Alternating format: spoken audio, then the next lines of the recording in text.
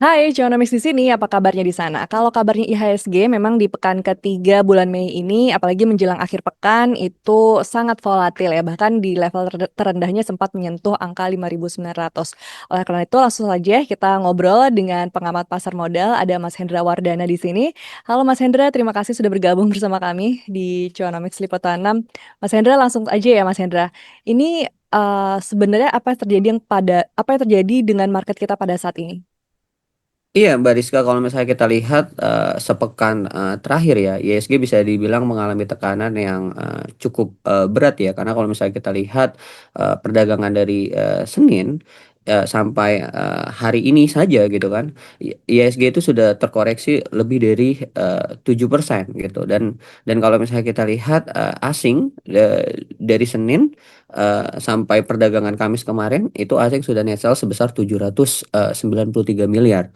Dan kalau misalnya kita lihat dari awal tahun, asing sudah net sales sebesar 51,42 triliun. Nah, kalau ditanya apa sih gitu penyebabnya gitu kan, sentimen apa aja eh, yang membuat IHSG mengalami penurunan signifikan. Sentimen-sentimen diantaranya adalah terkait dengan kebijakan BUMN, terkait dengan ekspor SDA yang satu pintu, terkait dengan Danantara. Itu membuat saham-saham yang notabene ekspor seperti Medco atau BRMS kemarin mengalami penurunan lebih dari 15%. Begitupun juga pastinya terkait dengan kenaikan BI rate. Memang memang BI rate naik 50 bips itu untuk melindungi nilai tukar gitu kan.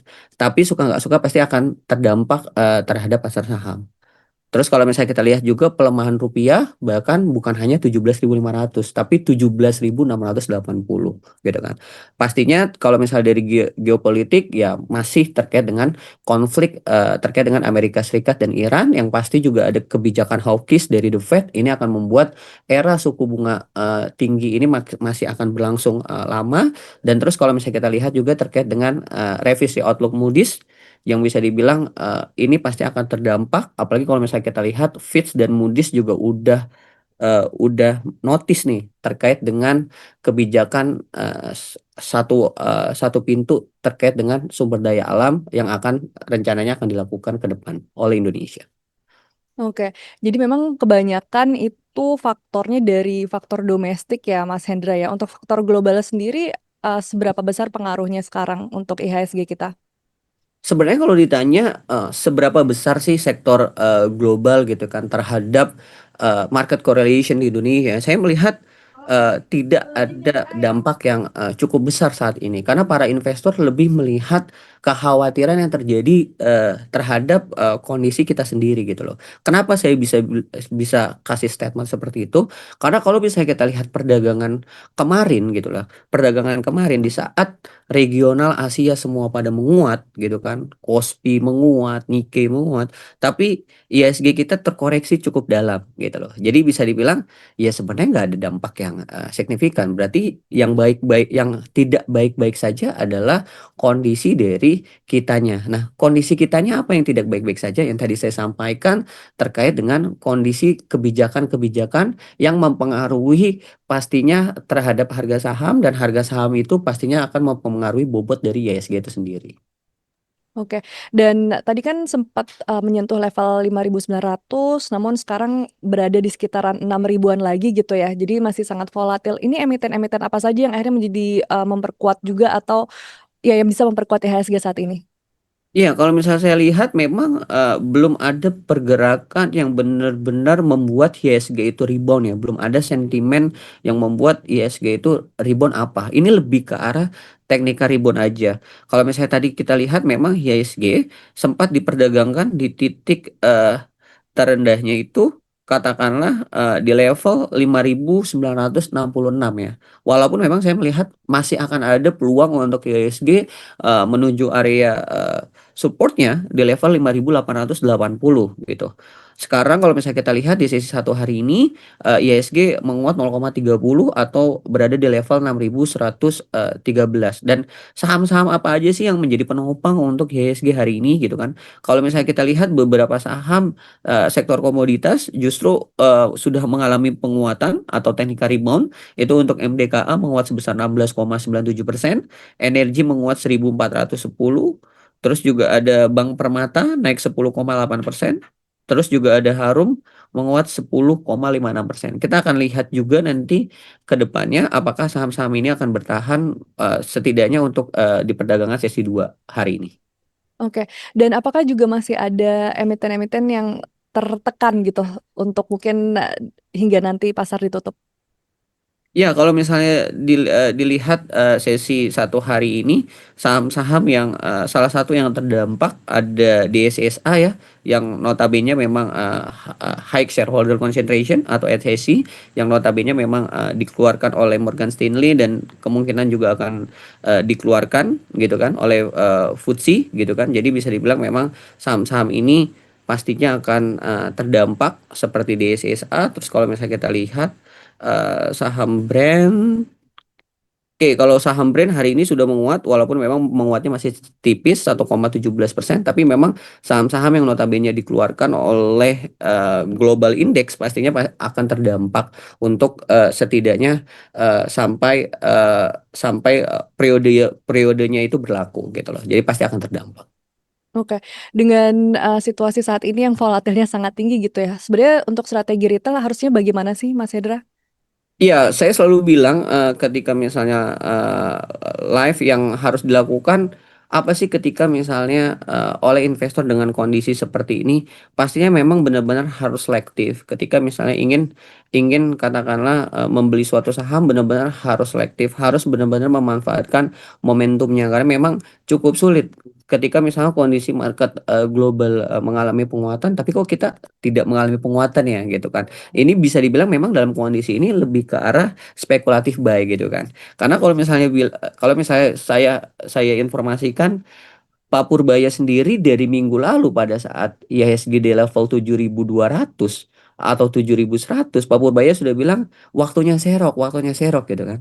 Justru pas Pak Purbaya bilang pada di level 7.100, IHSG kita di level 6.000 gitu kan. Bahkan yang udah serok itu seroknya di harga atas dan sekarang udah membentuk harga low. Pasti mereka rugi pada saat posisi itu. Makanya saya selalu bilang dengan kondisi sekarang kita harus lebih hati-hati, kita harus lebih selektif, cari momentum, cari lebih ke arah sentimen. Ketika misalnya ada perusahaan yang ingin membagikan dividen, mungkin bisa dikejar sampai harga kumnya. Ketika misalnya udah dapat selisih gain, mungkin bisa take profit di sana. Balik lagi tergantung dari risk profile teman-teman seperti apa. Ketika misalnya risk profile teman-teman memang katakanlah untuk agresif dan lebih ke arah untuk jangka pendek, ya silakan disesuaikan dengan gaya tradingnya teman-teman juga seperti apa gitu. Oke, tapi untuk detailnya lagi nih terkait kita harus selektif ya dalam memilih emiten ini, ada indikator yang harus diperhatikan nggak sih buat para retail ini? Sebenarnya kalau ditanya indikator apa dengan kondisi saham saat ini sebenarnya udah banyak yang under value ya, udah banyak yang price in. Tapi kan balik lagi price in atau under value itu harus lihat juga momentumnya. Ketika misalnya momentumnya memang dianggap sudah ada teknik rebound di sana, baru kita bisa untuk masuk. Tapi kalau misalnya memang masih agresif untuk seller, kita nggak akan bisa maksain gitu loh. Jadi kita juga harus melihat momentum suatu saham, apakah saham saham tersebut benar-benar sudah apa namanya sudah terbatas atau belum gitu loh mengalami koreksinya. Contoh misalnya saham-saham perbankan 60 sampai 80% asing. Kita pengen maksain untuk trading di sana, sedangkan sellernya masih cukup besar gitu kan. Ya sulit kita untuk spekulatif di sana, walaupun memang secara fundamental dia sudah under value gitu kan. Tapi kita harus lihat juga momentum yang tepat untuk belinya seperti apa gitu loh. Nah, ini BBCA sebenarnya juga contohnya BBCA. BBCA udah pengen pola double bottom nih, udah posisi level 5.950, udah titik terendahnya. Tapi apakah dia bisa turun lagi? Bisa karena memang belum ada indikasi untuk teknika rebound gitu. Itu untuk misalnya untuk contoh misalnya saham BBCA. Terus juga kalau misalnya kita lihat misalnya saham BBRI. Begitupun juga BBRI. BBRI polanya juga sama double bottom dengan harga 3.040. Tapi dia belum belum sifatnya bagus untuk beli karena belum ada indikasi price actionnya, belum ada indikasi untuk teknika rebound gitu loh. Jadi belum momentumnya gitu loh. kita harus lihat juga selain fundamental dia undervalue, kita juga harus lihat momentumnya berdasarkan teknikal kira-kira seperti apa. Apakah memang ada potensial untuk rebound atau tidak gitu. Oke, jadi tadi ada keywordnya juga ada momentum ya yang harus diperhatikan juga gitu ya. Selain tadi Betul. memang mempertimbangkan fundamental. Tapi kalau terkait kita ngomongin sektor-sektor yang tahan terhadap volatil saat ini, apa nih Mas Hendra? Saya lihat secara keseluruhan sektor kemarin merah ya. Jadi bisa dibilang memang agak agak agak sulit dengan kondisi saat ini. Kalau misalnya ditanya saya sebenarnya sebenarnya apa sih yang harus dilakukan misalnya gitu kan. Katakanlah dengan pemerintah gitu kan, atau misalnya dengan regulator, dengan keadaan seperti ini gitu kan. Pastinya yang pertama kalau eh, saya jawab apa yang seharusnya dilakukan, sebenarnya lebih ke arah kepastian dan konsistensi terkait dengan kebijakan. Jadi kalau misalnya kita lihat contoh ya, kayak misalnya kebijakan kemarin tuh terkait dengan ekspor SDA satu pintu, itu kan diumumkan pada saat apa? Sidang paripurna DPR gitu kan. Dan bisa dibilang tanpa tanpa konsultasi industri. Kenapa saya bilang tanpa konsultasi industri? Justru pada saat itu Dirjen SDM-nya ngebantah gitu kan. Ada informasi apa nih? Enggak kok, enggak. Tiba-tiba besoknya Pak Prabowo menyatakan di DPR. Dan pada saat itu juga saham-saham seperti Medco atau BRMS itu turun lebih dari 15% gitu kan. Atau di batas auto reject bawahnya. Jadi memang harus bisa dibilang terkait dengan kepastian dan konsistensi terkait dengan kebijakan. Jadi itu benar-benar harus diperdalam lagi gitu kan. Terkait dengan apa? Terkait dengan komunikasi kebijakan yang harus benar-benar terstruktur.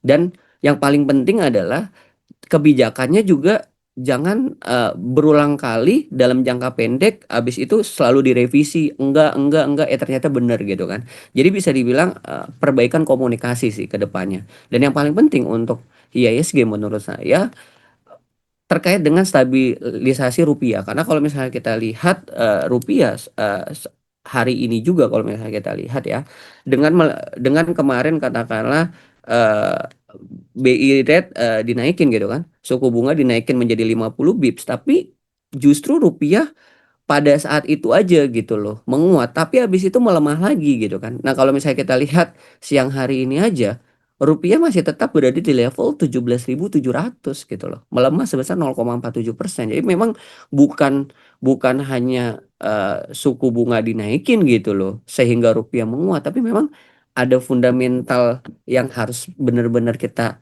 sama-sama perbaiki nih gitu loh. Karena kalau misalnya dilihat sekarang aja kondisinya justru rupiah tetap sama mengalami pelemahan 0,47%. Jadi hal-hal itulah yang sebenarnya harus diperbaiki untuk setidaknya supaya arah IHSG ke depannya positif. Kalau misalnya ditanya sektor, saya melihat belum ada sektor yang benar-benar kuat dengan kondisi saat ini karena semuanya terdampak negatif gitu loh.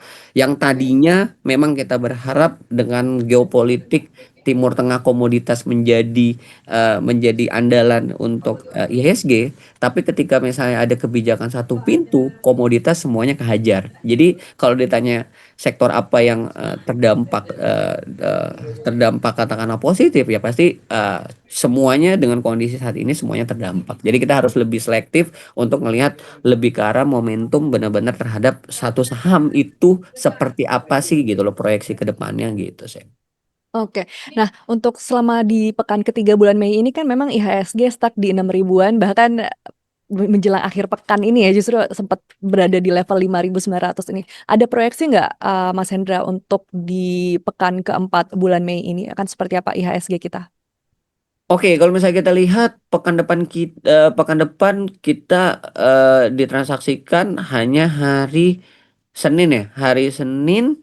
Terus juga kita libur ya Rabu Kamis ya, Senin Selasa Kamis, potensi untuk IHSG ke level 5.880 sangat besar. Kenapa saya bilang sangat besar?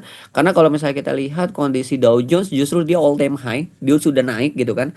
Nah, ketika misalnya dia udah all time high, dia ada koreksi sehat gitu kan, dia ada koreksi, justru kita ikut koreksi gitu loh. Tapi ketika misalnya dia naik, kita justru nggak naik gitu kan. Nah, dan belum ada juga sentimen-sentimen positif untuk kita. Jadi kalau misalnya ditanya pergerakan dari IHSG, mungkin level low saat ini di level 5.966 akan ke breakdown di pekan ke depan, katakanlah di level 5.880, walaupun harapan saya adalah ya semoga IHSG kuat di level 6.000 gitu ya. Tapi suka nggak suka saya harus menyampaikan ketika misal belum ada sentimen positif, ya pergerakan teknikal rebound itu hanya kaum kaum retail aja yang berspekulasi untuk wah ini udah dapat bottom nih, udah dapat bottom gitu. Tapi balik lagi, kepercayaan investor itu di pasar modal paling besar gitu loh untuk menempatkan dananya ke pasar saham. Jadi ketika misalnya masih belum ada kebijakan-kebijakan yang konkret yang dirasa investor nih masih kayaknya masih ragu-ragu nih kayaknya pemerintahnya gitu. Jadi ya pasti pasar sahamnya masih dalam penuh ketidakpastian. Oke, jadi yang dinantikan oleh market kita atau IHSG ini terutama adalah sentimen positif ini ya, yang dari pemerintah dan adanya kepastian juga serta kepercayaan buat investor baik asing maupun lokal sebenarnya. Itu paling penting. Oke, Mas Hendra terima kasih banyak untuk perbincangan kali ini dan demikian untuk topik cuanomis kali ini sampai jumpa di topik-topik lainnya.